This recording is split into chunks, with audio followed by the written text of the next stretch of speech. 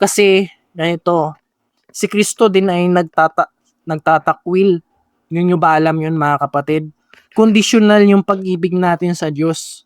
Kasi kung conditional yung pag-ibig ng Diyos sa atin, hindi unconditional, na tanggap ka kung sino ka, hindi ganun. Kasi may mga taong masama na hindi tanggap si Kristo. Kagaya ko naman na hindi niyo ako tanggap na ginagaya ko si Kristo. Kaya parang nasasaktan din yung kalooban ko. Okay, hindi ako si Kristo baka sabihin niyo ako si Kristo. Bilang tanggapin niyo po ako mga kapatid, na kasi ginagaya ko lang naman din si Kristo. Okay? Conditional yung pag-ibig ng Diyos. Kung tinanggap ninyo si Kristo, maliligtas kayo. Okay? Kasi ginagaya ko rin naman si Kristo. Alright?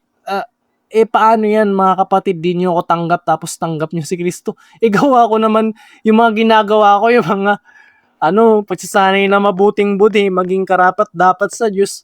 Sana naman po mga kapatid, matanggap nyo po ko alang-alang kay Kristo. Okay, kapatid din po ako, nagkakasala, at patawarin nyo po ako mga kapatid.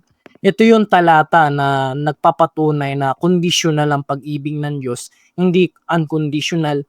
Sa Juan 15 hanggang Juan 3:15 3:15 hanggang 18, upang sino mang sumasampalataya ay magkaroon sa kanya ng buhay na walang hanggan, sapagkat gayon na lamang ang pagsinta ng Diyos sa sanlibutan na ibinigay niya ang kanyang bugtong na anak, upang ang sino mang sa kanya sumampalataya ay huwag mamatay, kundi magkaroon ng buhay na walang hanggan.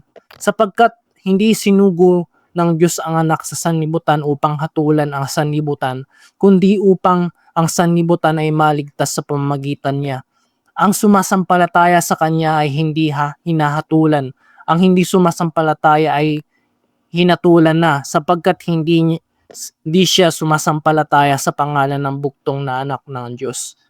Kaya kung sumasampalataya kay Kristo at naniniwala ka na may Diyos, maliligtas ka at hindi ka mapapahamak mga kapatid.